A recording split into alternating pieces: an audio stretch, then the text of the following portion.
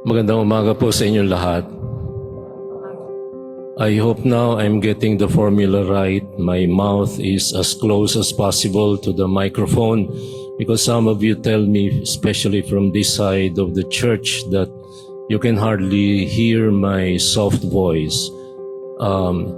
From what I know, we have among the best sound systems in the diocese, and the parish spent a whole lot of money for this sound system. So my voice, manipis ang boses ko, kaya baka hindi pa rin naintindihan o naririnig. Una sa lahat, kaunting repaso, kaunting paglalagom ng mga pagbasa natin para mabigyan natin ng paliwanag ng lubos ang kahulugan nito para sa ating buhay. Sa unang pagbasa, narinig natin ng isang a very passionate prayer, a passionate plea. How long, O Lord? Hanggang kailan, Panginoon? I cry for help, but you do not listen. This is almost the voice of desperation, the voice of many of us who in the last 3 years have lost savings, have lost loved ones, have lost opportunities. You had a nice job in the Middle East, but then they had to downturn and you lost your job and you went home to a country where so many percent do not even have a job. How long, O Lord? But the plea, the prayer, yung malalim na buntong hininga na binabanggit ni Habakuk, ay binigyang kahulugan agad at tugon ng Panginoon. Keep faith. Do not waver. The just one, because of his faith, shall live. Sa ikalawang pagbasa naman, narinig natin si San Pablo na binibigyang konting tulak si Timoteo, na kanyang protege. Paul was the mentor of Timothy, a very young bishop. And Timothy was told, bear your share of the hardship for the gospel. Bear your share of the hardship for the gospel. The third reading is what concerns us the most, that builds up on the first two. It is a reality check. It is a request coming from the apostle saying, in my Tagalog and Mendez, dagdagin naman ang aking pananampalataya. Increase our faith. It's an acceptance of reality. My faith is so small. I feel so small before the great majesty of God. My faith is so weak. And the apostles accepted the reality that their faith was small. Lord, increase our faith. And the Lord confirms what the apostles knew. Yes, kung ang inyong pananampalataya man lamang ay kasinlaki ng isang butil ng mustasa, then you can say to this, dito sa sikomorong, puno ng sikomoro, umalis ka dyan at itanim ang sarili sa dagat. If you had faith the size of a mustard seed, he did not use the faith the size of a golf ball. He didn't say, if you had faith the size of a baseball or the size of a basketball. The Lord confirmed, oo nga, ang hina ng pananampalataya ninyo, pero kung meron lamang kayong pananampalatayang sinlaki ng butil ng mustasa, then you can do a whole lot of great things. So this is a reminder of what Habakuk tells us. The just one, because of his faith, shall live. And it doesn't matter anymore whether your faith is as big as this church or as small as a mustard seed. What matters is that you have faith. And this is what I'd like to talk about. The Lord confirms the truth about us, indeed. We have faith, yes, but we can hardly move any tree. The Gospel of Matthew talks not about a tree but a mountain. If you have faith, you can move mountains. But the Lord here in St. Luke is more realistic, yes. Ang liit ng pananampalataya ninyo kung sana'y sinlaki man lamang ng butil ng mustasa na pwede niyong hipan. At pag hinipan niyo't nahulog sa inyong kamay, hindi niyo na makikita sapagkat napakaliit na butil na parang dust. Pag hinipan niyo, wala na. Ito ngayon ang gusto kong bigyan pansin. Ano ang leksyon na pwede nating mapulot sa tatlong pagbasa? Una, we are like Habakkuk, or the figure that Habakkuk in the first reading talks about. We are desperate at times. Putin is desperate right now because of a problem of his own making. Putin doesn't accept reality. He wants to revise history.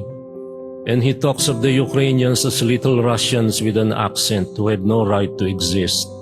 He talks of the Belarusians as the little bears and Russia as the big bear. Ukraine doesn't have a right to exist. The ethnic Russians that began in Kievan Rus, that began in Kiev in the 9th century, he has revised that history. History is like chismes. That's what we do. We revise history. We don't want to accept the truth. The truth, hinihilot natin, binabago natin para magawa ang ating gustong madilim na pakay. Ito ang katotohanan tungkol sa atin. And look at us. When we change the truth, then our prayer is, how long, O Lord? And there is no response because we have changed the ball game of truth. As a counselor, I know this much. Neurosis is basically denial of the truth. Psychosis is distortion of the truth. Which means to say that when we distort truth, when we revise history, the loser is not history because that is objective. The loser is the one who changes history. The loser is the one who denies the truth, who distorts the truth, because truth can stand on its own whether you accept it or not. Whether you change it or not, it remains truth that cannot be altered. It is objectively truth, and it remains as such. A reality check for all of us. The truth is that we are desperate at time when we lost our jobs, tapos na, ubos na ang ating ipon sa bangko dahil sa pandemya. Nabiktima tayo ng mga fake news at hanggang ngayon ay naniniwala pa tayo sa fake news. Kaya nanali yung isang senador. Eh bakit? Kasi lahat ng mga kabataan galit sa mga Inglesero. Eh meron silang idolo na ayaw mag-Ingles, gusto Tagalogin lahat. Hindi na marunong mag-Ingles sa mga bata. There are more English speakers in China than there are in the Philippines now. And our Bosconian students in Bangkok are taught by English teachers from the United Kingdom. And the Philippines, nag-aaway pa rin kung ano ang national language. Cebuano ba, Tagalog, o Waray, o ano ba? We are desperate at times. Ukraine is the second most corrupt country in Europe, second only to Russia.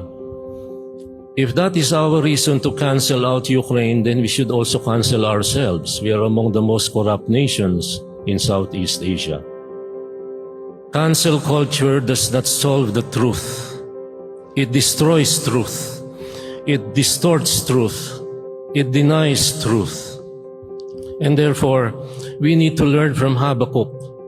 Habakkuk tells us after that passionate plea, how long, O Lord, the just one, because of his faith, shall live. And a lesson from Paul, bear your share in the hardship for the gospel. Today, the question is not whether our faith is as big as Manila Cathedral or whether it is as small as a mustard seed. It doesn't matter how big the faith is. The Lord confirms the truth that faith of no matter size is not what matters, but the intensity. It could be a golf ball, a baseball, a basketball, or a cathedral. And you might be able to dream about moving mountains, but you can only move a tree or even a sapling for that matter. But faith is faith. And when you believe, when you don't deny the God of mercy and compassion, but you hold on in faith and trust in a God who does not leave us in the lurch, then it doesn't matter if your faith is big or small. You do it. You believe, you trust, and then you behave. When you behave in accordance with your faith, then everyone has a piece of good news. Anne Frank, that famous 15-year-old girl who was killed in the Belsen-Bergen concentration camp by the Nazis, said this beautiful line in her diary. Everyone has a piece of good news, and that piece of good news has to do with how great you can be and what your potential is. Even if she died not recognizing and not realizing her potential, she has encouraged in faith and trust and a corresponding behavior based on that faith and trust in God. And in the future, she has encouraged millions of us by reading that diary that she has written and somebody has kept for posterity, hiding it from the policeman who discovered her hiding place in that annexed room in the company building of his father, Otto Frank.